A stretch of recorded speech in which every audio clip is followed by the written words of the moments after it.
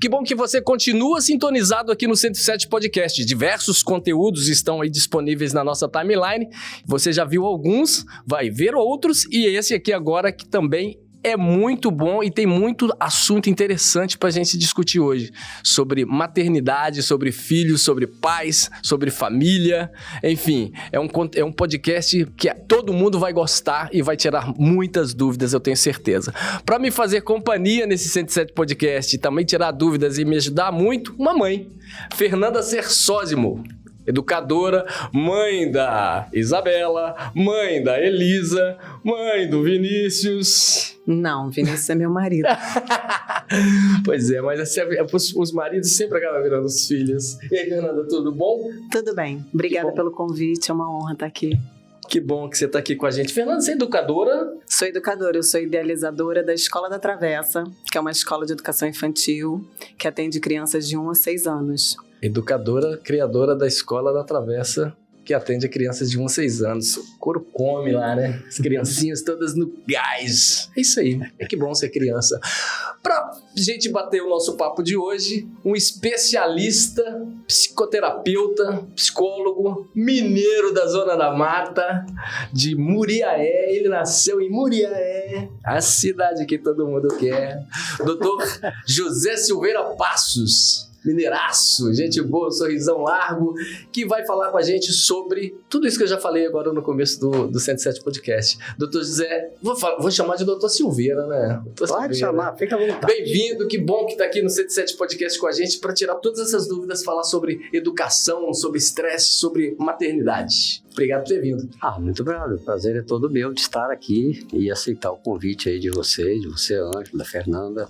Vai ser um prazer imenso falar sobre esse tema, que é um tema que eu gosto muito. Mas tá? eu tô doido para saber de onde veio essa figura, como surgiu o José Silveira Passos lá na Zona da Mata. Quem é essa figura que, pesquisando e descobrindo um pouco mais, assim, ficamos encantados, né, Fernanda? Bom, você está me convidando, então, a falar um pouquinho da minha trajetória, da minha vida, como eu cheguei até aqui, não é isso? Bom, conforme o Ângelo falou, né, eu nasci em Minas Gerais, eu sou mineiro, eu nasci no interior, na roça mesmo, próximo da cidade de Muriaé, Minas Gerais. Os meus pais, eles eram agricultores, então tem uma curiosidade que onde eles moravam, e eu também, né? Não tinha escola próxima.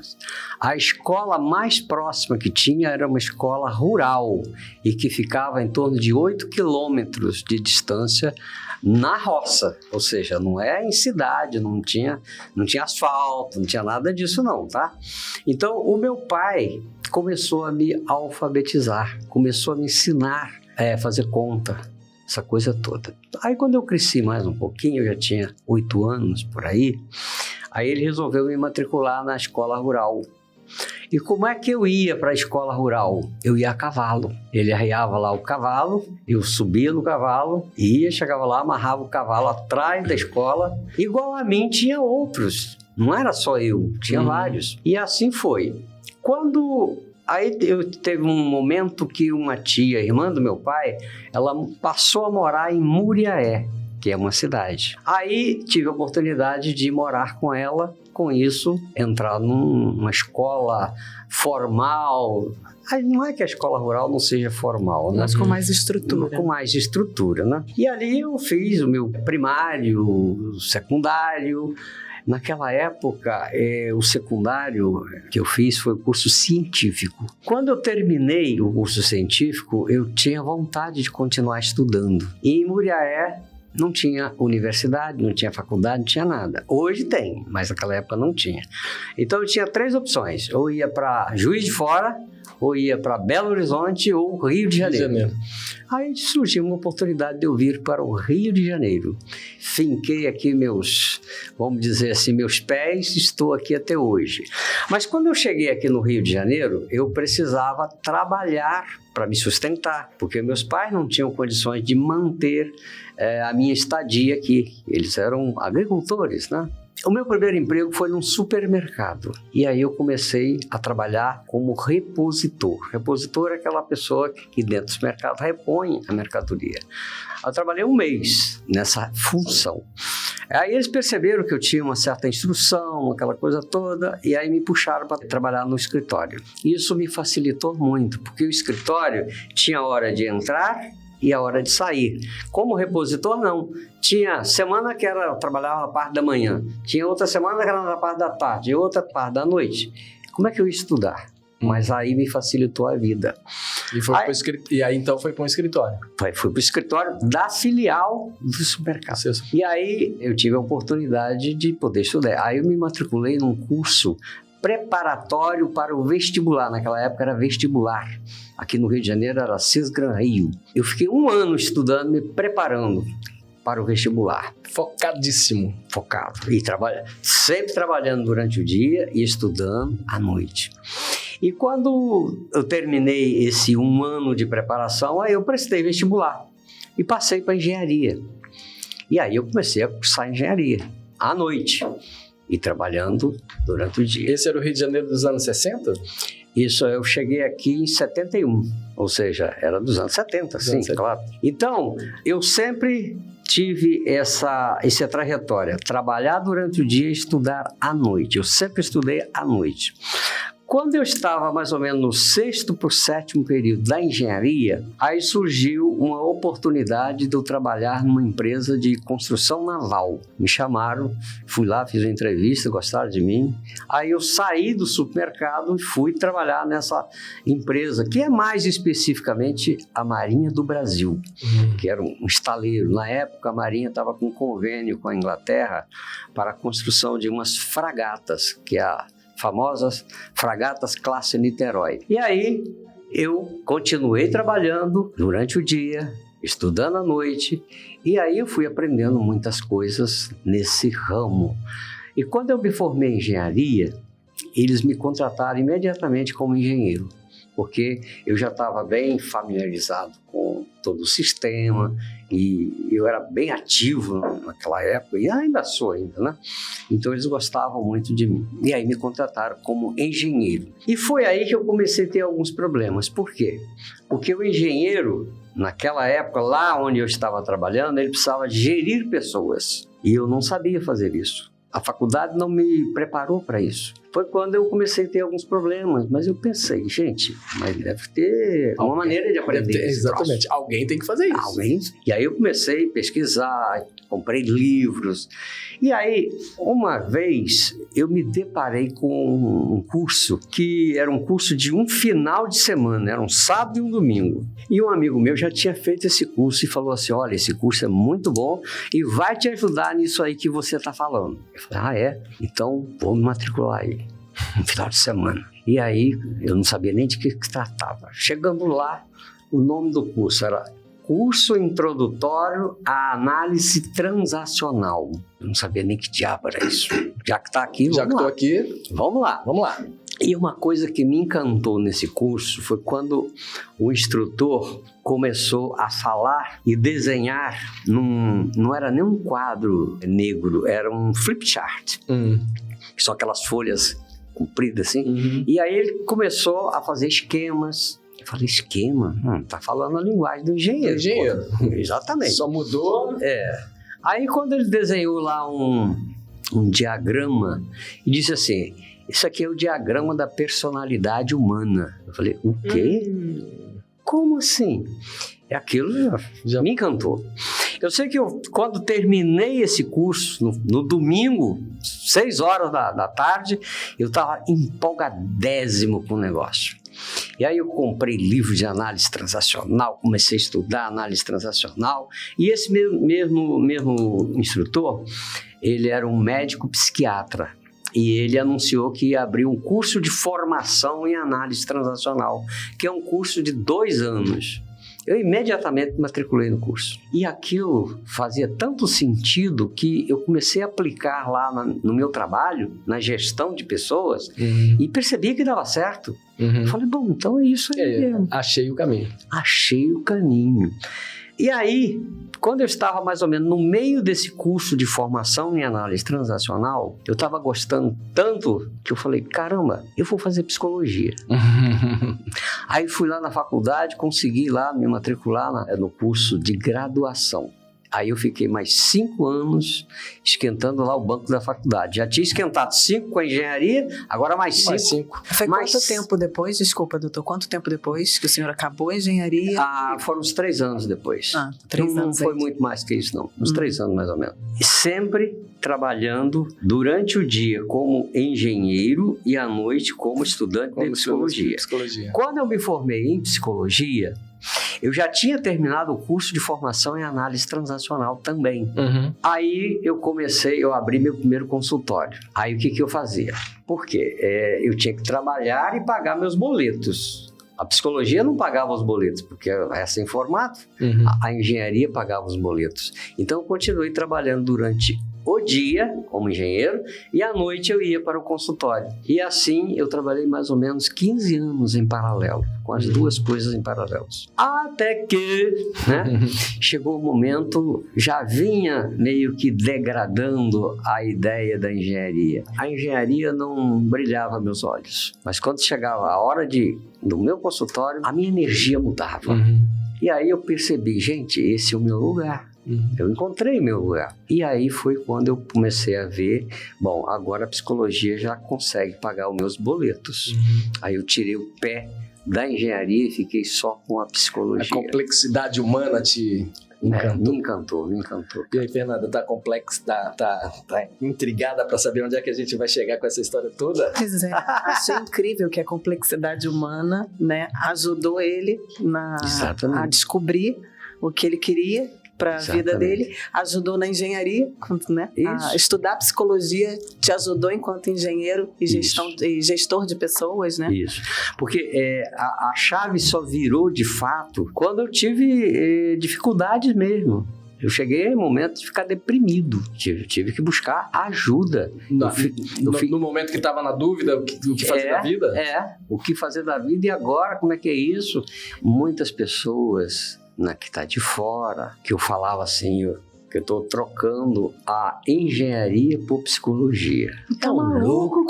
Tá doido? Tá com a vida pronta, agora é só... Mas tá feliz? Pois é. Isso gerou umas certas dificuldades que eu tive que buscar ajuda mesmo. Fiz muita terapia.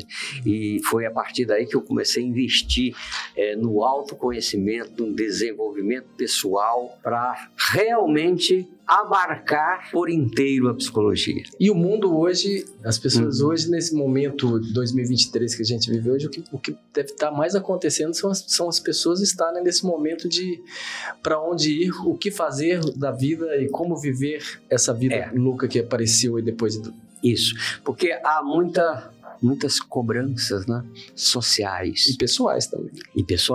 Então a pessoa, às vezes, para se sentir bem, entre aspas, para ser aceito, ela tem que ter sucesso. Mas o que é sucesso, né? Ter sucesso.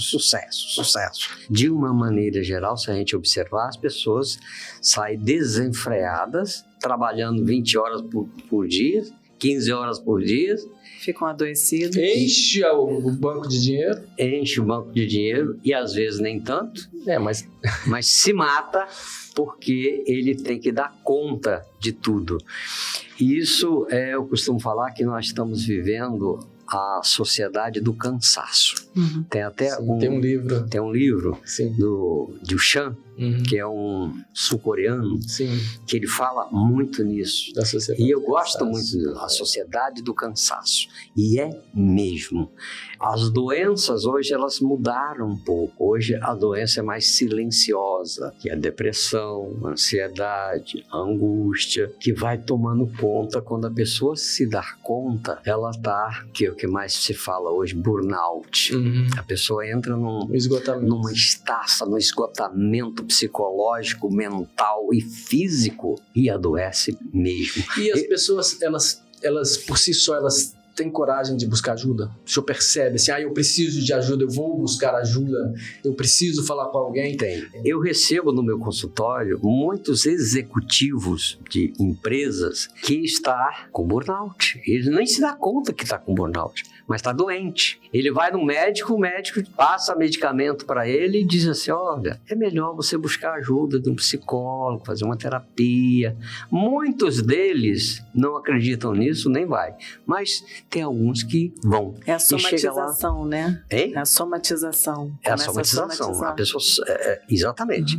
A pessoa tem úlcera gástrica, tem problemas intestinais, tem problemas de pele, N problemas devido de todo o processo do estresse. E ainda tem aquele sujeito que fala assim, que isso, rapaz, sou macho. Não tem esse problema, não. Isso é problema de mariquinha. Exatamente. Psicólogo, psiquiatra, isso é coisa de fraco. Homem fraco ou mãe fraca. Né? Não vou buscar ajuda, não, porque é sinal de fraqueza. E às vezes se dá muito mal por isso. Ainda existe esses preconceitos ainda, tá? Hoje muito menos, tá? Muito menos. Mas ainda existem sim. Se eu buscar a ajuda de um psicólogo ou de um psiquiatra, principalmente, é sinal que eu sou fraco. Eu não estou dando conta. E como é que as pessoas vão ver isto?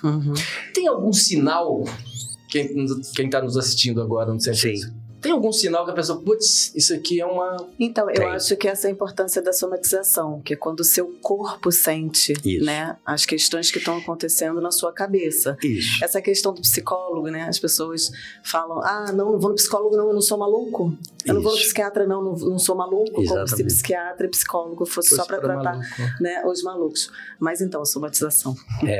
E não é, gente. Olha, quando você está com um problema, quando você quebra uma perna, jogando futebol, quebra uma perna, você vai aonde? Que médico você vai buscar? Um ortopedista, né? Quando você está com um problema no fígado, você vai buscar lá o especialista.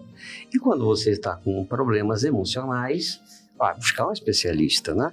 Eu costumo falar que o estresse é uma coisa que você vai ter fonte de estresse o tempo todo, em todo lugar. Vai. Se você pegar um avião e ir lá para a China, vai dar de cara lá com estresse, fonte de estresse. Vai. Agora, uma coisa é certa. O estresse não mata ninguém. Nunca vi ninguém morrer de estresse. Mas como a pessoa lida com o estresse, aí sim, aí é complicado, é sério, a pessoa adoece e aí pode morrer, ter um processo de depressão e morrer. Tem suicídio envolvido nessas situações, tá? Aí você perguntou se tem sinais, né? Tem algum sinal que você percebendo, você pode falar, tem alguma coisa errada aí. Olha, normalmente, insônia. Quando a pessoa começa a ter insônia, dificuldade de dormir, dorme pouco, acorda de noite e não consegue dormir, tem alguma coisa errada aí. Deixa eu anotar aqui, insônia. Quando a pessoa começa a ficar sensível. Chorosa. Chorosa, ou qualquer movimento assim, se uma pessoa fala alguma coisa para ele, já está estourando, ou seja, é uma sensibilidade, a flor da pele. Ele está dando patada no outro. Outro sinal, a pessoa começa a ficar desanimada. Acorda de manhã com aquele desânimo, não vontade de ir para o trabalho. Chega no trabalho, às vezes fica lá, sem vontade de fazer. Você olha para a pessoa assim, você não vê brilho nos olhos, no rosto dela. Só aquela pessoa assim, murcha. Isso é um sinal, alguma coisa está acontecendo ali. Não desqualifique isso, porque isso pode piorar. Por exemplo, aquela pessoa que começa a ter ansiedade alta, picos de ansiedade. O que é um pico de ansiedade? Né? É quando a pessoa o estresse é tanto que ela começa a ter sudorese, suar nas mãos, boca seca. Às vezes tem momentos que ela fica confusa, o pensamento não conecta direito. Isso é um sinal. Provavelmente essa pessoa está com estresse acentuado. Se não for tratado esse momento dos picos de ansiedade, ele pode virar algo mais severo. A pessoa pode ter o que nós chamamos, aquela pessoa que tem dificuldade, se ele entra numa fobia, uma fobia social, por exemplo, é advindo de um problema, de um estresse, de uma ansiedade que foi aumentando, e chega ao pânico, síndrome de pânico. O que é o síndrome de pânico? A pessoa tem uma sensação que parece que vai morrer. Muitas pessoas confundem, inclusive, com ataque cardíaco. Sai correndo para o hospital, chega lá, faz exame, não tem nada. porque é emocional. E a pessoa tem medo de sentir medo. Sim. E no hospital não tem nenhum psicólogo nem psiquiatra para encaminhar esse indivíduo a um tratamento psicológico. Então a pessoa fica sem saber que ela está com uma questão psíquica. Então quando diz que a humanidade está doente, faz todo sentido, né? Porque assim, de todos esses itens listados aqui, eu conheço todo mundo que eu conheço, tem um pouco de insônia. Eu, por exemplo, acho que eu tenho todas. Eu também estou achando que eu ajuda. Doutor Silveira, vamos marcar uma consulta? Uma consultinha aqui, porque o negócio tá feio, meu. Podemos marcar sim, depois a gente conversa sobre isso. E todos esses itens listados aqui dentro de uma família acontece o tempo inteiro e é um dos temas do que você aborda hoje sobre o estresse materno e tudo o que a mãe vive com a criação dos filhos e a participação dos pais e avós, etc. Eu queria abordar um pouquinho sobre esse assunto também. Tá. Eu atendi muitas mães. Teve uma coisa que me chamou a atenção nesse atendimento de mães. Eu comecei a perceber que as mães tinham um nível de estresse alto com a educação, com a criação dos filhos. E aí eu comecei a tratar essas mães com isso. E elas se sentiam melhor, se sentiam aliviadas. E aí eu percebi que eu fui criando, sem perceber, uma metodologia para trabalhar com isto. E depois que eu me dei conta, gente, eu criei uma maneira de trabalhar com isto. E aí eu comecei a sentir assim meio que indignado, vendo as mães sofrer tanto. E eu pensei, gente, mas não precisa ser assim. Não precisa. Isso pode ser mudado. Porque dentro do consultório, você atende um número mínimo, né? Não tem como atender um monte de pessoas. Aí me dei conta. Gente, com a pandemia, eu trabalhava praticamente online o tempo todo. Eu falei, gente, se eu faço isso presencial, num grupo, eu posso fazer isso online. E aí eu aperfeiçoei o método, fui criando, fui moldando. Consegui acessar um número maior de pessoas. Isso, com esse objetivo de atingir o maior número de mães possível. Então, mas aí a gente vai chegar lá na jornada. Mas eu queria saber, antes da gente chegar lá na jornada, essa mãe estressada que aparecia lá, que chegava lá no seu consultório. Como é que você diagnosticou? O que você diagnosticou? O que você percebia que era repetido? O que fazia dela uma pessoa, uma mãe estressada? Isso. Qual era o cotidiano dessa mãe? O que fazia dela uma mãe estressada, Fernanda? O que eu percebi era o seguinte, que ela tinha que dar conta de um monte de coisas ao mesmo tempo. As mães têm um grande problema, que ela tem umas atividades invisíveis. Vocês já perceberam isso? Que não tem uma atividade estruturada. Apareceu o problema, ela tem que resolver. Seja ela a mãe, a mulher, a funcionária, ela tem que dar conta de tudo isso. E o que acontece? O estresse aumenta. Aumenta a insônia, aumenta a sensibilidade, aumenta o desânimo, aumenta a ansiedade, fobia, pânico. E aí eu ia percebendo isso. Tinha mães, inclusive, que elas se sentiam culpadas por não estar dando conta da educação dos filhos. Ela não está dando conta da educação dos filhos, do trabalho que ela trabalha, ela tem uma profissão, do marido, da família, das atividades domésticas e outras mais. Síndrome do impostor, assim, não dou conta do que eu faço. Exatamente. Eu não estou dando conta. Ou seja, adoece por não estar dando conta. E ela, na sua mente, foi moldada porque tem que dar conta. Tem que dar conta. Eu tenho que dar conta. Eu tenho que ser a mãe perfeita. Eu não estou sendo uma mãe boa para os meus filhos. É claro, se você tem que dar conta de trabalho, não vai dar conta de tudo. E o trabalho terapêutico é conscientizar essas mães disso e buscar alternativas. Porque a mãe superprotetora, por exemplo, ela quer fazer tudo. Ela acha que ela tem que dar conta de tudo. Ela não pede ajuda. Porque se ela pedir ajuda, acha que não vai fazer igual a ela, acha que é final de fraqueza. Mas, doutor Silveira, muitos homens vão falar assim, não, mas isso é papel da mulher? Pior ainda, né? Ou seja, quando o marido, por exemplo, o pai, tem esse movimento, ele está, de alguma maneira, cobrando ela colocando mais carga emocional em cima dela, mais responsabilidades. E é claro, não dá conta. Não tem como dar conta de tudo isso. Não dá para ser mãe perfeita. Isso não existe. Isso é coisa da cabeça. Mãe perfeita, pai perfeito, funcionário perfeito. Isso não existe. Só que essa mulher foi moldada, ela foi construída.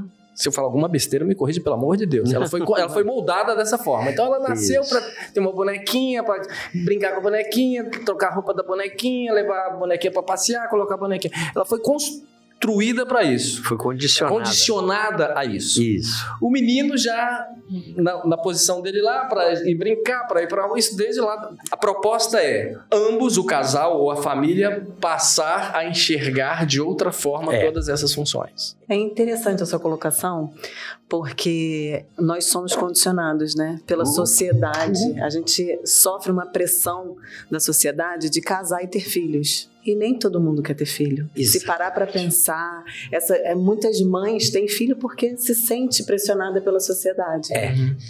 Muitos casais casam, não sei o quê, passam um ano. Até casam, né? Casam por pressão.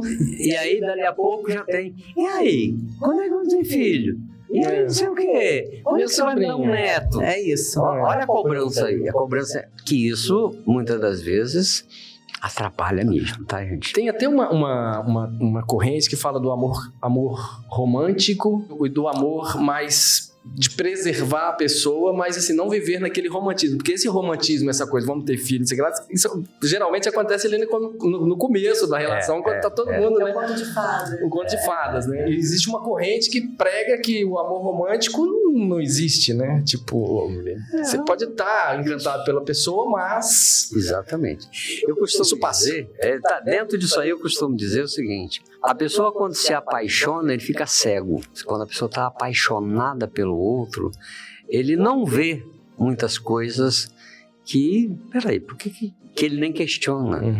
Então, quer dizer que apaixonar não é bom? Eu diria que nesse aspecto, não. Porque se eu fico vulnerável, se eu fico cego, vulnerável, então não.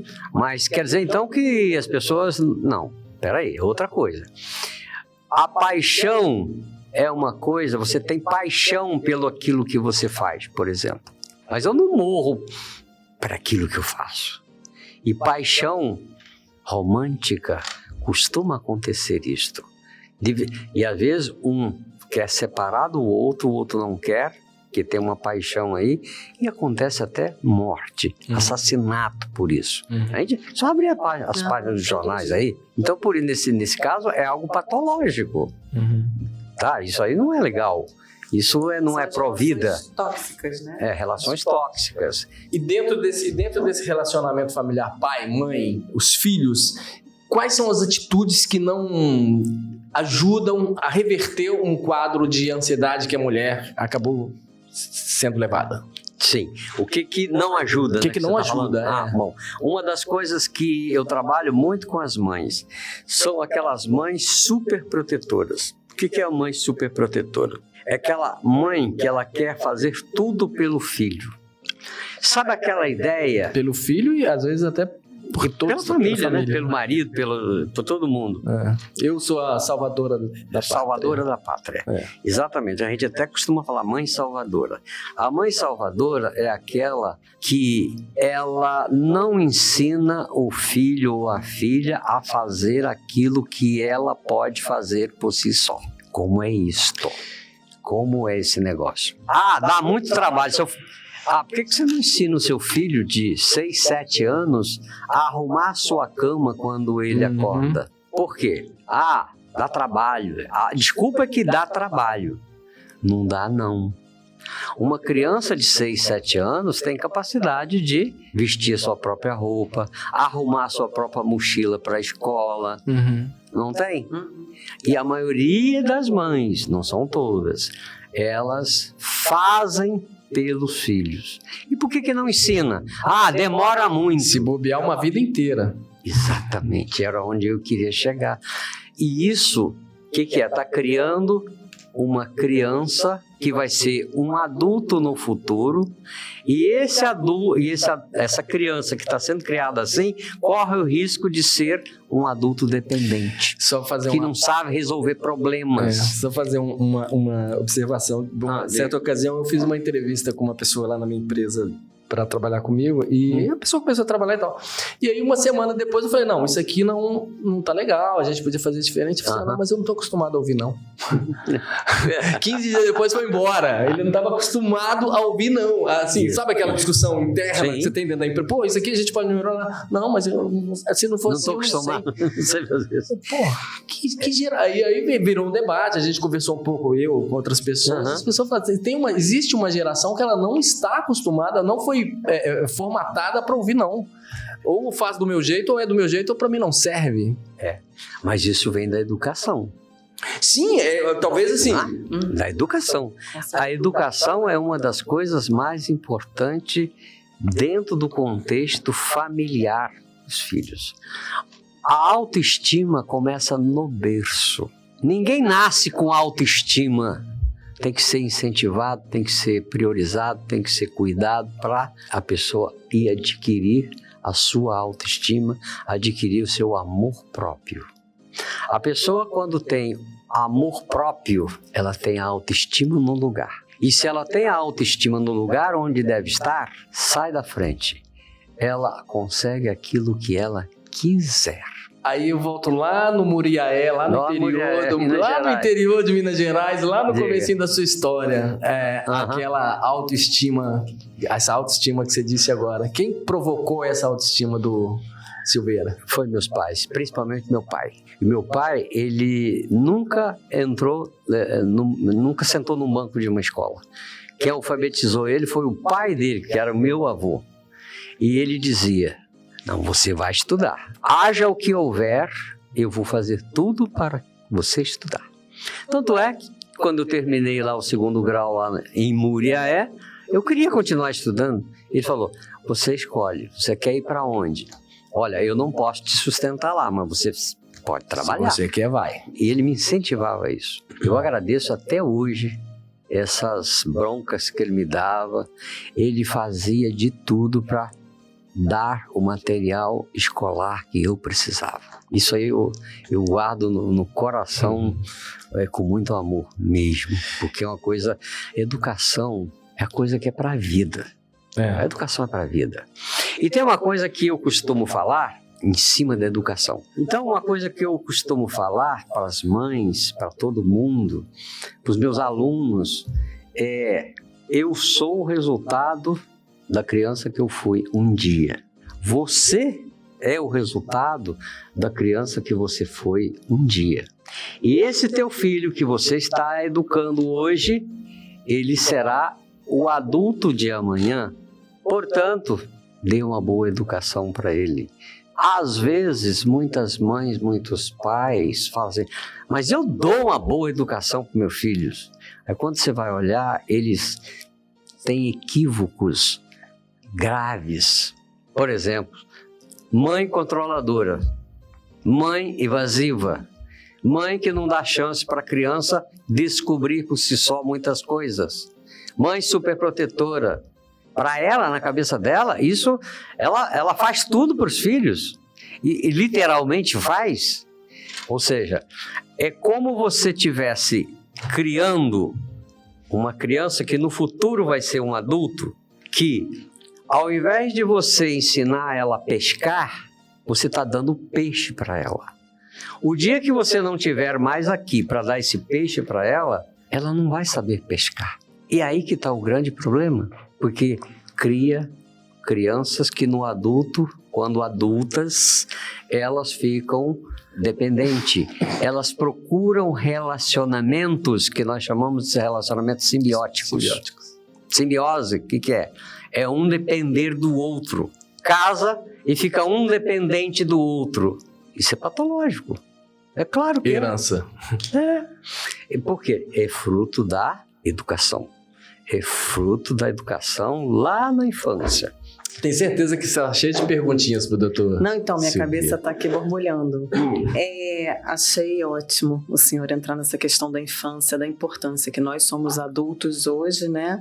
E a responsabilidade é essa primeira infância, a formação do adulto que somos hoje. Isso. Porque eu entendo que na primeira infância nós estamos formando o indivíduo, né? Isso. A parte psíquica, a parte cognitiva, a parte física, a personalidade, os valores, né? Os nossos gostos, tudo isso. A ética. E a ética, isso tudo é desenvolvido na primeira infância. Né? Então, toda essa importância. E a criança, eu digo que a criança, ela é como se fosse uma esponjinha com receptores ultrassensíveis, que tudo que acontece, todas as informações que acontecem exatamente em volta dela, ela absorve. Tá ali com todas as antenas ligadas, todos os Wi-Fi estão ligados. Exatamente. E a importância, então, da educação, de dar autonomia para essa criança, né? De ter essa boa educação nessa primeira infância, e vai colaborar com o não adoecimento dessas mães, né? E tentar trazer também familiares, trazer outros, os pais, os avós, para esse momento de educação, né? Para dividir essa responsabilidade, para não sobrecarregar as mães. Eu entendo dessa forma. Isso. Criar redes de apoio. Instalar bons aplicativos. Os aplicativos estão aí maquinazinha. que vale a pena ser usado, né? Lançar mão, conforme a Fernanda falou. Ser mãe é ser ambivalente, né? Você tá o tempo todo... tem o seu desejo, por exemplo, as minhas... Polivalente, talvez. Polivalente. São muitas vontades diferentes ao mesmo tempo. Minha filha vai para um passeio da escola. Tem um lado da Fernanda que não quer deixar ir para o passeio da escola, porque acha que vai ser perigoso. E tem um outro lado... Não, ela precisa ir, é importante, né? Para socialização, para o conhecimento. Então, ser mãe, você tá... Doutor Silveira, mas há alguns minutos o senhor disse, uma mãe super protetora. Certo. Várias mães que estão nos vendo agora vão falar assim, putz, sou eu. Aí ela pode se punir. Pode se sentir culpada. Ou se sentir culpada. Pode se sentir culpada. E como ela vai sair dessa, né? Porque você não tá lá dentro da mente dela lá e fala, caraca, velho, eu tô criando meu filho tudo errado porque eu ouvi o doutor Silveira falando que eu sou super produtor e eu não consigo mais deixar de proteger meu filho. Eu vou lá fazer aqui o megalzinho dele. Então, vamos fazer uma consulta? Pode fazer a aberta. Pode? Porque eu sou super protetora. Você é super protetora? Assim, eu acho que eu não chego a estar adoecida com a minha super proteção. Certo. Mas eu tenho dificuldades de afrouxar. Tenho bastante. Mas eu tenho essa consciência e estou trabalhando. Normalmente rola um medo aí por trás disso, né? Exatamente. Eu sou Aí a pergunta, né? Qual o medo seu? O que você imagina que pode acontecer com seu filho? Não pode chorar. Não é, na verdade é o medo do mundo, né? Você tem medo, você acha que a partir do momento que sai de perto de você, sai do seu raio de proteção, de visão. É um erro. E aí, Fernandinha, quando você não estiver mais aqui? Pois é, eu sei, a gente tem que preparar para a vida, para o mundo, e aí rola essa simbiose, né? Não crie os filhos para você. Crie os filhos para o mundo. Ouviu, Luiz? Luiz é minha filha, que mora lá em Portugal. Opa. Foi com 16 anos morar em Portugal. E aos 16 anos apareceu na minha frente um documento assim, tem que assinar esse documento aqui para ela poder fazer o passaporte para Portugal. Para poder viajar de um lado para o outro. Assinamos para o mundo inteiro ou só para Brasil, Portugal? Assinamos para o mundo inteiro. Eu acho que foi certo. É isso aí, cara. Ótimo. É difícil, mas a gente... Você quer ver uma coisa que às vezes nós falamos de ética aqui, né? É muito... A gente fala de ética, né? Ética. Mas na verdade, o que é ética, né? Que diabo é ética? Eu gosto muito de uma definição do professor Clóvis. Ele diz assim, a ética é a inteligência compartilhada a serviço da boa convivência. Isso é ética. Então, por exemplo, a criança, ela pega os brinquedos dela, espalha pela casa inteira. Aí a mãe vem depois atrás catando os brinquedos para guardar os brinquedos, não sei o que, não sei o que, não sei o que. O que será que subliminarmente está passando para essa criança, hein? Se eu fizer bagunça, tem quem é a mãe. E aí entra o processo ético. Você vai pegar os seus brinquedos, guardar no lugar devido. Mas eu não quero. Não tem não querer. Como assim? Tá criando um cidadão. Como não quer? Na sociedade precisa aprender. Aí fala, conversa com a criança. Meu filho, olha só, nós vivemos em comunidade. Nós vivemos nessa casa. Essa casa é nossa. Nós precisamos cuidar do ambiente onde nós vivemos. Mas eu sou a criança, tá? Mas, mãe, eu vi no Google que não é assim que funciona mais. Então você vai morar lá na casa do Google. Aqui não. Aqui não vai funcionar. Então, ou seja, meu filho, olha, eu vou te falar uma coisa, meu filho. E eu te amo. E não vou deixar você fazer esse tipo de coisa, tá? Essa, no meu ponto de vista, é a mãe, é a autoridade não autoritária. Isso. Entendeu? Você precisa ser a autoridade da casa, mas não sendo autoritário. Isso. Seja firme com os comportamentos equivocados, mas seja amorosa com o ser. Até porque quando você é firme, você dá contorno. E quando você dá contorno, afeto, você dá tudo para a criança. Você está dando respeito. Isso. Porque a criança tem pensamento mágico. Se você não colocar claramente, não dar limites claros, ela não vai entender. A criança precisa de limite. E o limite tem que ser dado com clareza. Entende? Quando ultrapassa o limite, tem consequências. Não diga nunca para o seu filho algo que você não possa cumprir. Não diga nunca para o seu filho algo que você não possa cumprir. Exatamente. Total. Se acontecer isso, você vai ficar de castigo. Vai ficar sem o seu tablet por 1 semana. E fica. Banque isso. Porque se você não fizer isso, dá-lhe 2 dias, toma lá o tablet. Você perde a credibilidade. Mas aí a mãe super protetora, ela não vai sofrer. Você vai ficar sem o tablet 1 semana. Aí tira o tablet para manter aquilo que ela foi colocado. Mas ela é super produtora, ela vai lá pro quarto e chora. Pois é. Aí que ela tem que se cuidar. É ela que tem que se cuidar. Eu estou direcionando para as mães, porque eu percebo que as mães, elas sofrem muito mais com o estresse na educação dos filhos, na criação dos filhos. Os pais também sofrem, sim, mas eu percebo que as mães parece que sofrem mais. Os homens que criam os filhos sozinhos, eles administram de outra forma esse estresse? Normalmente não. Normalmente, muitos deles têm burnout parental. Burnout parental, é aí que eu ia... O que é um burnout? Burnout é um estresse, é uma fadiga. É uma fadiga. Burnout parental é na parentalização dos filhos. O que é parentalidade? Parentalidade é qualquer pessoa que educa uma criança. Qualquer pessoa que tem ascendência para cuidar de uma criança, ele está parentalizando. Ou seja, você está passando os valores, você está passando os cuidados, você está protegendo, você está colocando limite. Isso chama parentalidade. Tá?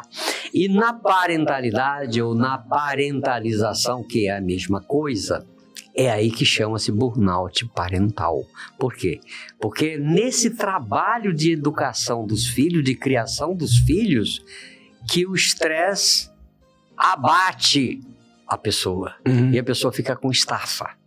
Fica estressada a tal ponto que muitas das vezes entra num processo de depressão. Então, ansiedade, angústia, medos fóbicos e o mais grave é a depressão. E os filhos reproduzem aquilo que estão vendo, ou não? Exatamente. O negócio é o seguinte, os pais, eles são as referências para os filhos. Por exemplo, aquela mãe super protetora ou a mãe controladora, por exemplo, o filho, o menino, qual a referência feminina para ele? É essa mãe.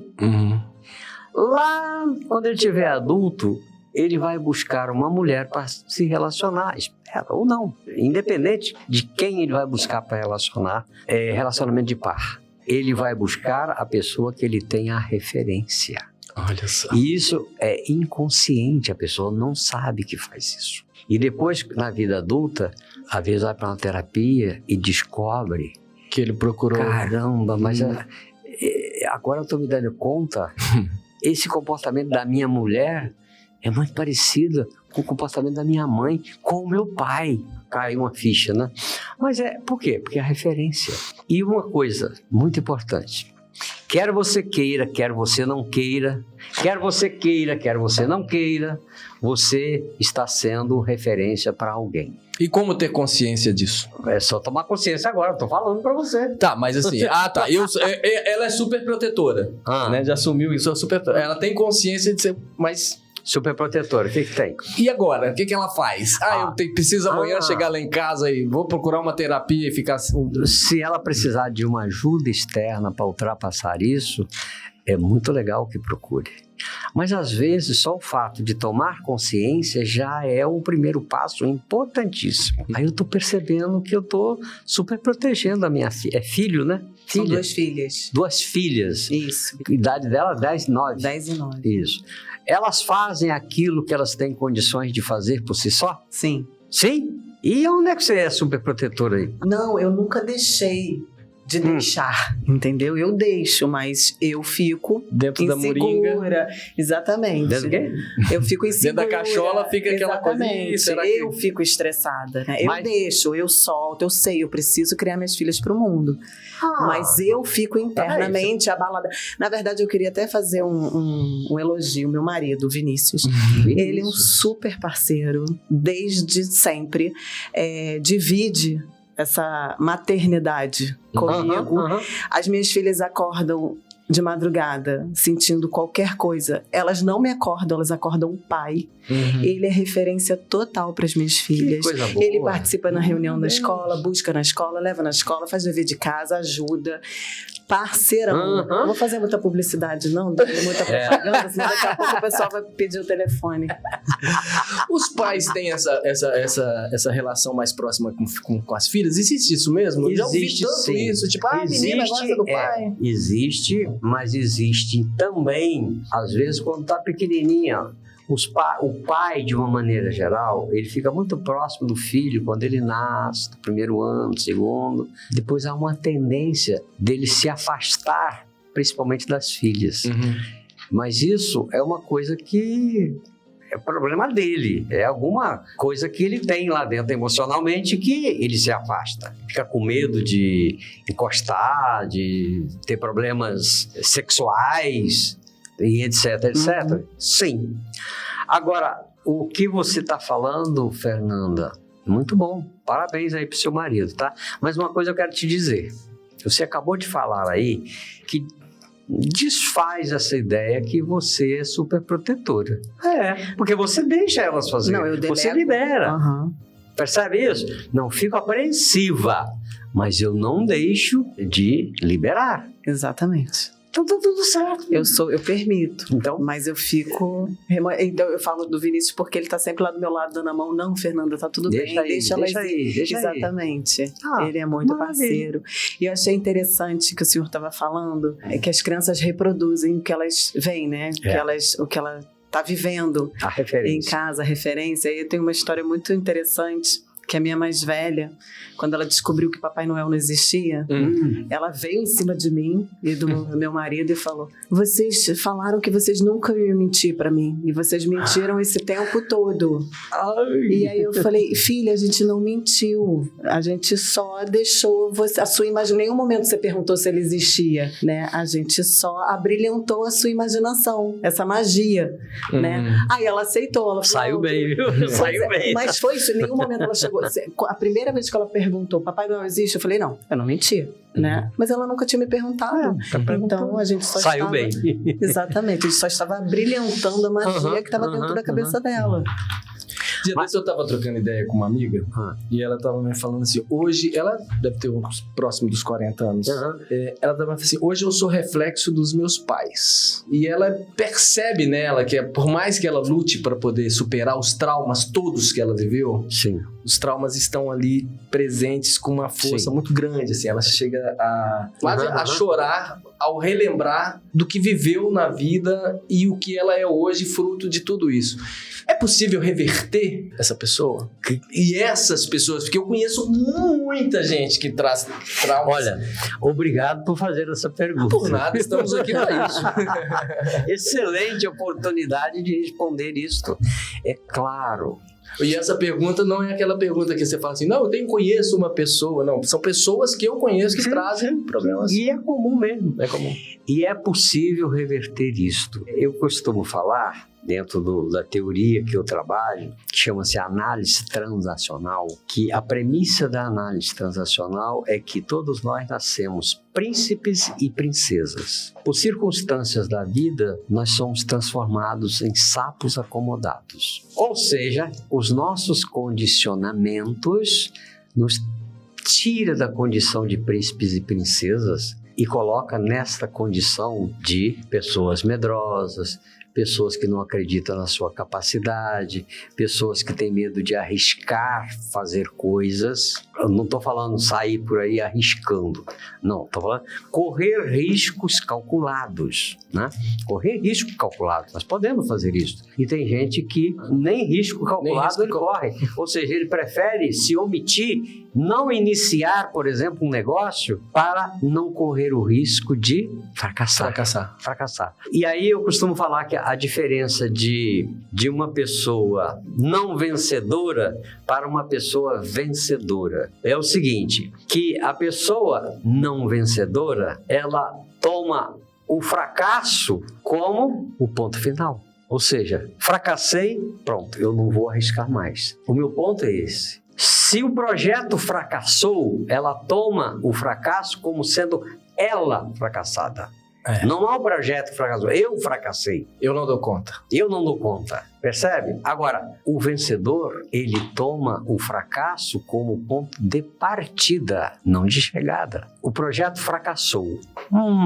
Vamos ver o que foi que eu deixei de fazer, onde eu me equivoquei, o que eu não vi, que deveria ter visto, e vamos outra vez. Vamos fazer de novo. Ou seja, essa é a diferença de uma pessoa não vencedora para um vencedor. O não vencedor toma o fracasso como ponto de chegada. Já o vencedor, ele pega o fracasso como ponto de partida. Percebe? Como é que nós aprendemos isso? Na família. Aquelas famílias, tem famílias que têm assim uma ideia, né, de que tudo é perigoso, que o mundo é perigoso, as pessoas são perigosas.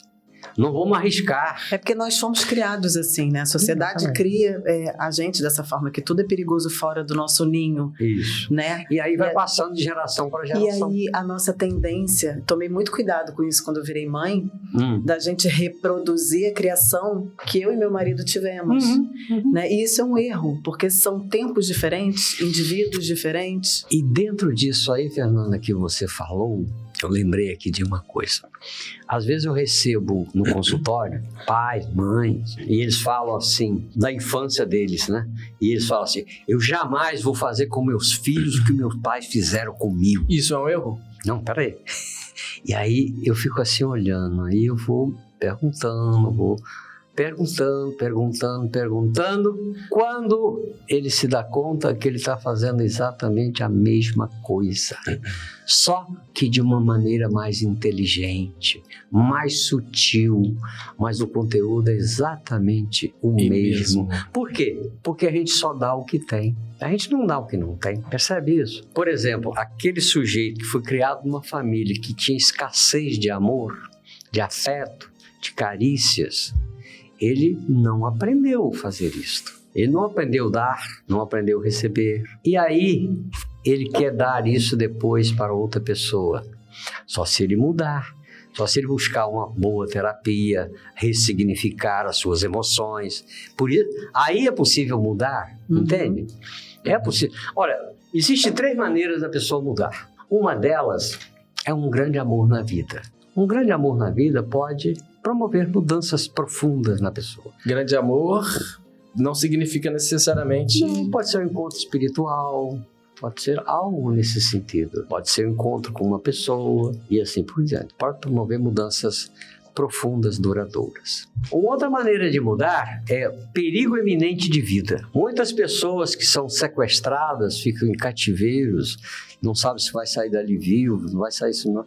Ou um terremoto, aquilo que aconteceu lá nas Torres Gêmeas, lá em 11 de setembro de 2001. Né? Pessoas saíram dali ressignificando a sua vida, dando valor a coisas que ele não dava valor antes. É outra maneira. Perigo iminente de vida pode promover mudanças. Às vezes tem gente que passa por tudo isso e não muda, né? É duro na queda. E tem uma terceira maneira de mudar. Sabe qual é? Uma boa terapia. Uma boa psicoterapia promove mudanças. Então, se você ainda não encontrou um grande amor na sua vida, ainda não passou um perrengue na vida, fazer terapia. E nesse perrengue a gente pode incluir uma pandemia, Covid-19. Exatamente. Muito bem lembrado. Uma coisa que não depende da gente, totalmente alheio. Olha quanto perrengue as pessoas passaram por aí, né? Na pandemia. Tem muita gente que acha que não aprendeu nada com a pandemia. Será que tem? Tem. Que é um grande engano. Complexo, né? Ou seja, não tem consciência de que ela mudou alguma coisa. Não tem consciência, mas mudou, com certeza. Então, gente, é possível mudar. É possível mudar. E é por isso que tem essa premissa básica que nós nascemos príncipes e princesas. Então, se você foi condicionado para alguma coisa que não está legal, você pode fazer o contrário, fazer outro condicionamento positivo. Ressignificar as suas emoções, ressignificar as suas crenças incapacitantes, mudar aquilo que não está bom, que você percebe que não está bom. Se você não consegue fazer isso sozinho, busca ajuda. O que são crenças incapacitantes? São aquelas crenças que nós formamos lá na nossa infância, do 0 aos 10 anos de idade, nós criamos o que nós chamamos de quadro de referência. O que é o quadro de referência? Quadro de referência é como se fosse um mapa interno que eu construo para lidar com o mundo. Ou seja, eu vou fazer uma metáfora aqui para ficar mais claro. Vamos imaginar que você, em 1940, 1930, tinha embarcações que navegavam aí pela Baía de Guanabara, não tinha? Tinha. Tinha uma carta náutica, aquele mapa náutico, era um mapa, vamos dizer, feito com os instrumentos que tinham na época, com os navios que tinha naquela época. Agora, vamos imaginar que você pega aquela carta náutica lá de 1940 e vai navegar na Baía de Guanabara com um navio cargueiro desse aí de minério. O que vai acontecer? Você vai afundar o navio. Por quê? Porque a carta náutica de 1930, 1940 não tinha profundidade para ver as pedras, os rochedos e etc. Ali não tinha. Os navios não tinham aquele calado daquele tamanho. Não precisava? Mas o que isso tem a ver com o quadro de referência? O nosso quadro de referência é um mapa interno através do qual nós interagimos com o mundo. Precisa ser atualizado. Isso, esse quadro de referência, ele é montado na nossa infância com aquilo que nós temos. E muitas das vezes, muitas pessoas levam para a vida aquele quadro de referência e não atualiza. Precisa atualizar a mente. Isso é ressignificar crenças incapacitantes. No meu tempo, meu pai comprava tudo à vista e vendia a prazo. E ele fazia bom negócio. Vai ver quando era isso. E hoje, vai fazer isso igual? Provavelmente vai dar com os burros na água. Eu acredito que eu não sou capaz de vir aqui conversar com vocês aqui num podcast. Eu acho que eu não tenho capacidade para isso. Não, Deus me livre. Isso é o quê? Isso é uma crença incapacitante, percebe? Por exemplo, se eu digo para você assim, eu não consigo tocar o dedo lá no teto. Eu não consigo. Você consegue? Eu consigo. Como você consegue? Eu ponho a escada. Perfeito. Percebendo? Eu não consigo fazer isto. Não consigo uma ova. Eu posso não querer fazer. Para quê? Mas eu consigo. Se você quiser, você bota aqui e toco lá. E muitas coisas na nossa vida, a gente fala sem pensar, não consigo. E age, né? E age como se não conseguisse. Eu não sou capaz. Eu não sou capaz. Isso é uma crença incapacitante. Percebeu o que é uma crença incapacitante? Exatamente. Isso. O doutor Silveira, e aquele jovem que está assistindo o 107 Podcast, e ele vê na mãe aquilo, aquela pessoa que virou essa pessoa estressada, como que ele pode colaborar para minimizar esses efeitos da construção dessa mãe estressada, dessa família estressada? Isso. É uma uma boa, vamos dizer assim, Licença, ação. Posso fazer um link com outra pergunta? Pode. De quais são as emoções naturais? Quais são as emoções Que eu naturais? acho que isso talvez tenha um link, porque a ansiedade e estresse são as não naturais, né? Isso. As emoções naturais é medo, tristeza, raiva, amor e afeto. Medo, tristeza, raiva, Amor. E que o indivíduo nasce. Nós já nascemos com medo, tristeza, raiva E amor. Aí você coloca luz onde você e quiser. raiva, né? Medo, tristeza, raiva, Amor e afeto. afeto e amor é a mesma coisa, tá? Ou seja, todos nós nascemos com essas emoções. Agora, ao longo da vida, nós aprendemos a substituir essas emoções autênticas por emoções que a gente chama emoções de disfarce. Mas aí você fez uma pergunta. O filho, Como que o filho pode tá ouvindo o podcast hoje, está ouvindo essa conversa hoje. E aí percebe, poxa, minha mãe é assim. Estressada aqui.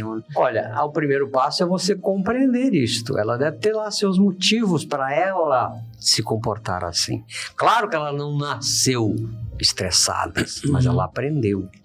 Será que onde foi que ela aprendeu isso? Provavelmente com os pais dela. Deve ter a referência lá dos pais delas, por alguma situação que ela passou. Então esse filho, eu convido, você falou aí, né? Eu convido esse filho a compreender isto e não criticá-la, não ficar atiçando mais ainda que ela fique mais debochar. O método é acolher. Isso. Faça um exercício de compreender isto e que ela certamente está dando o melhor que ela pode na criação do filho, na sua criação, no caso, né? Provavelmente. Porque os pais não fazem isso, desculpe o termo, né? Não fazem isso de sacanagem com os filhos. Não. Ele dá o melhor que ele pode. E às vezes o filho enxerga aquilo como...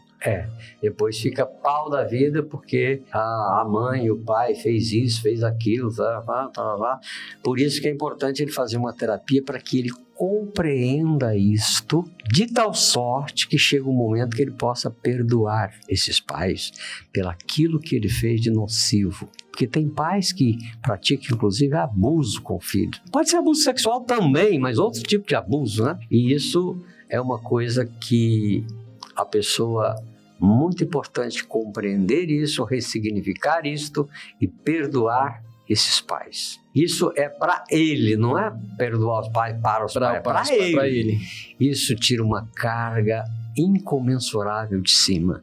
Quando você perdoa uma pessoa que você guarda ressentimento, guarda rancor, que são emoções aprendidas, né? Rancor, ressentimento, alguns tipos de depressão, quando não é uma depressão endógena, quando não é uma depressão por falta de algum componente, né? Ela é aprendida. Então, perdoar é um remédio que às vezes a pessoa não tem ideia. Agora, perdoar, eu perdoo fulano. Isso não é perdoar. É o primeiro passo para ressignificar né, aquela relação. O perdoar, a pessoa não precisa nem te falar. É algo sentido. Não é daqui, não é daqui. É de dentro para fora. É das entranhas, entende? Toda decisão importante que nós tomamos, ela foi primeiro tomada a nível emocional. Depois nós tentamos explicar por que tomamos aquela decisão. Eu pensei muito para tomar essa decisão. Eu acredito que sim. Mas a decisão foi tomada a nível emocional. Foi. E principalmente as decisões importantes. E o que é uma decisão importante? Com quem casar, onde morar. É mesmo. Eu tomo sempre essa decisão lá também. Emoção com a emoção, a flor da fé. É onde morar, que profissão vai seguir, que cidade vai morar. Isso são decisões importantes que vai afetar a vida da pessoa de alguma maneira. Essas decisões, todas elas são tomadas emocionalmente. Portanto, nível não consciente. Não consciente. As pessoas se apaixonam um pela outra, não é coincidência. Tem uma parte nossa, que é a parte intuitiva, que capta no outro o que aquela pessoa tem que vai encaixar com a gente. E isso é captado intuitivamente, ou seja, um processo não consciente. É um processo emocional. Que a gente chama de... que algumas pessoas chamam de química. Tivemos deu química, deu match. Deu match, isso mesmo. Mas deixa eu dizer que a referência interna que eu tenho de uma mulher, que você tem de um homem, a referência inconsciente. É inconsciente. É intuitivo. E nós temos a nossa intuição, que é como se fosse um radarzinho que está ligado o tempo todo. Todo está ligado. E a gente segue isso sem saber. Sem se dar conta. Voltando lá nas crianças, no estresse, nos filhos e tal. E aquele casal que o marido pensa A e a mulher pensa B. Não, vamos educar, eu vou fazer assim com o Joãozinho, e o marido fala, não, mas assim eu discordo, assim a gente vai ter problema, vai ter um estresse. Ou seja, a educação parte dos dois uma forma diferente de tentar educar ou de criar. E se isso for colocado em prática, você vai corre o risco de criar uma criança esquizofrênica. Com uma cisão. Você fala A para sua filha, o seu marido vai lá, desdiz aquilo que você falou, que você fez, a criança, ela está mais ligada no seu comportamento, naquilo que você faz. Não é no que você diz. O que você diz tem um peso, mas o que você faz é o que vai comandar. Portanto, é muito importante os pais conversar para ter sintonia na educação dos filhos. Se está na dúvida, senta e conversa e chega a um acordo antes de colocar em prática. Exatamente. E não na frente do pimpolho. De preferência, né? De preferência. E respeitando aquele indivíduo, né? Claro. Não é só o que a mãe quer, o que o pai quer. Eu acho que tem que olhar aquela criança como um indivíduo. Chegar com as suas singularidades, exatamente. Ver o que é bom para aquela criança. Isso. É complexo. Não pode falar uma coisa, o outro falar outra e fazer coisas diferentes. Aí a criança fica confusa, não sabe o que fazer. Vai criar uma pessoa, e agora? O que eu faço da vida? Como é que é? Eu amo os dois e qual deles eu sigo? Exatamente. Perde a referência, né? A criança fica sem referência. Porque fica nessa... É complexo a educação, eu tenho uma pergunta, exatamente por ser complexo. Eu sinto um movimento dos pais e das mães em terceirizar essa educação básica, né, dos seus filhos para as escolas. Que excelente fala sua, Fernanda. Venha calhar. Eu costumo falar isso. Não terceirize a educação dos seus filhos para ninguém. Muito menos para a escola, para a creche, para a instituição. De jeito nenhum. Porque a educação formal lá da escola, está tudo certo. Mas não é disso que a gente está falando. Nós estamos falando de uma educação que começa lá no berço. Quando o casal pensa em engravidar, já começa um processo de educação aí. Porque tem expectativas desses pais com essa criança que ainda nem foi gerada. Tem a formação de um ambiente para receber aquele indivíduo também. Exatamente. Uma coisa que às vezes eu costumo falar e costumo ver isto, é o nome dado às crianças. O nome. Fica atento. Por que você está dando aquele nome para aquela criança? Principalmente aquela criança que recebe Júnior, neto, sobrinho, não sei mais o que, tá lá. Ali, subliminarmente, pode ter uma expectativa que essa criança vai sofrer com isso. Como é que é? Mas ele chama Nelba, resolvi dar o mesmo nome e por isso que ele chama fulano de tal, não sei o que, filho. Tá bem. Mas qual a expectativa que tem nisso aí? Porque tem. Não é à toa que você botou assim. Eu tenho um dos meus filhos, Daniel. Quando eu fui registrá-lo, aí eu perguntei pra mãe, qual o nome? Aí ela, Daniel. Eu falei, já tinha discutido sobre o assunto e tal. Falei, mas por que Daniel? Ela disse, não, porque ele vai viajar pelo mundo. E no mundo, em qualquer lugar do mundo, você fala Daniel. Não é que o Daniel foi morar na Nova Zelândia? Olha aí. Ele já morou no Canadá, na Nova Zelândia. Aí ela, eu tô morrendo de saudade do Daniel. Eu falei assim, mas você que configurou o Daniel pra viajar pelo mundo e ser chamado de Daniel? Enfim.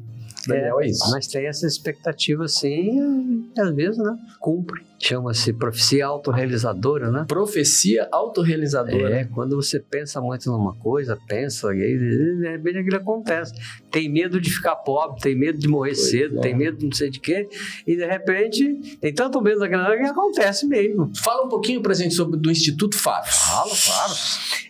Em 2001, quando eu deixei a engenharia de lado, e fiquei só com a psicologia, como eu falei lá no início, né? Não sei se vocês lembram, eu senti a necessidade de ter um espaço maior, porque até então eu tinha uma sala e uma antessala. E eu precisava de um espaço maior, para quê?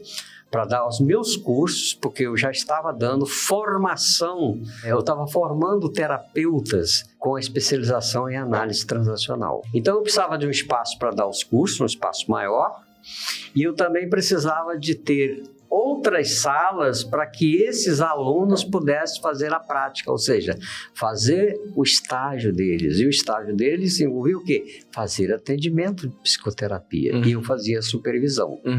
Foi quando eu idealizei o Instituto Faros, que seria, eu imaginei, umas 2 salas grandes e umas 4 ou 5 salas menores para fazer frente a isso. E assim foi. Em 2005, eu inaugurei o Instituto Faros, lá no bairro do Flamengo. Aqui no Rio de Janeiro. Aqui no Rio de Janeiro. E dentro do Instituto Faros, com o passar do tempo, eu percebi que para os meus alunos fazer os estágios, eles precisavam ter clientes, precisavam ter pacientes. Aí eu falei, bom, mas como é que eles não têm experiência? Eu não vou ficar enviando outros pacientes, assim, de qualquer jeito para eles. Aí eu criei dentro do Instituto o que eu chamo de projeto social. Ele é social, mas ele é pago, mas só que um valor bem mais baixo. Para quê? Para atender aquelas pessoas que não têm condições de pagar uma terapia, que é um valor mais alto. E que precisam muito. Muito até. Isso. Aí com isso eu matei 2 coelhos com uma cajadada só. Como? Eu dou a oportunidade para as pessoas fazerem a terapia pagando um valor mais baixo. E é uma boa terapia, por quê? Porque eu faço a supervisão de cada um deles. Isso até hoje, tá? E os meus alunos... E terminava de formar os seus alunos. Os meus alunos, para poder... Na prática. Então, e o Instituto Faros, hoje eu tenho... 2005, tá, gente? Até hoje eu tenho pessoas que trabalham comigo lá daquela, foram meus alunos. Também, né, uma simpatia dessa, vindo de Muriaé, Minas Gerais. Dr. José Silveira Passos participou aqui com a gente do 107 Podcast. Acho que já tá na hora. Já acabou? Fernanda, última pergunta se quiser, senão a gente vai encerrar. Ela tá cheia de perguntas. Eu faço sempre um monte de perguntas. Na verdade, eu queria fazer só uma observação. Só voltando às escolas rapidinho, a importância de ter uma boa escola, né, paralelo ao trabalho, o trabalho da escola junto com a educação dos pais. Eu acho que isso é importante, né? Eu digo que você precisa arrumar uma escola que fale a mesma linguagem daquela família e caminhar junto, porque a gente falou da questão de terceirizar, né? Não terceirizar, obviamente, mas arrumar uma escola que tenha a mesma linguagem que a família. Exatamente. Isso, inclusive, eu tenho um mini curso, um workshop, na verdade, para pais e mães, né? Lá no Instituto Faros? De vez em quando a gente junta lá 10 pais e dá um workshop para eles, como educar de uma maneira adequada, de uma maneira positiva os filhos, porque os pais, eles carecem de informação, isso que é verdade. Eles às vezes não fazem porque não têm a informação. E a gente fornece uma informação em uma linguagem que eles entendam. Eles não precisam ser terapeuta, psicólogo para entender o que é para fazer, o que a gente fala. Não precisa. É uma coisa bem simples, bem direta. E você falou tudo. A escola... Tem que falar a mesma linguagem que a família, tem que ter a mesma linha de raciocínio. A escola deveria perguntar assim, para que educar? Para que eu educo? E responder essas perguntas. Eu tenho uma resposta para isso, mas isso é minha, né? Eu educo para que a pessoa possa prover todas as suas necessidades de uma maneira saudável no mundo. Isso aí. Muito bem. Muito obrigado. muito obrigado por ter vindo, por ter participado aqui do 107 Podcast, Dr. José Silveira Passos, psicoterapeuta, um super papo. Quem chegou agora no finalzinho do 107 Podcast, vale a pena assistir tudo que tá aí no conteúdo, compartilhar com os amigos, com as mães, com os pais, com os avós, com os filhos, com os netos. Tem chapéu pra todo mundo, né? Como é aquele negócio que você veste assim, né? Que o gorro, né? Se você vê alguma coisa, você vai tirar desse conteúdo pra sua vida ou pra alguém que tá aí próximo de você. Muito obrigado. Eu que agradeço aí você, Ângelo, pela sua bondade aí. Sim. Agradeço a Fernanda também aí pelo interesse, pela participação, pelo acolhimento. Muito obrigado. E vocês que estão aí nos ouvindo, muito obrigado aí pela sua atenção também, tá? Valeu, galera! É nóis!